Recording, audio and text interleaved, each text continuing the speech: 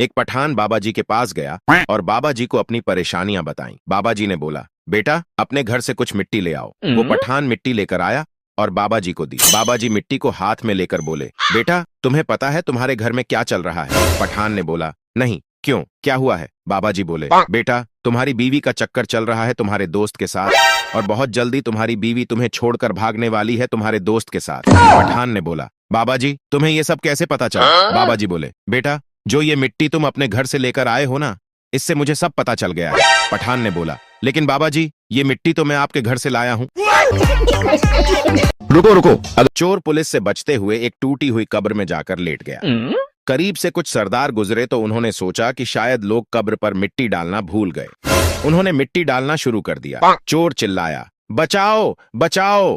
सरदार बोले, ओए जल्दी जल्दी मिट्टी डालो, हिसाब किताब शुरू हो गया है।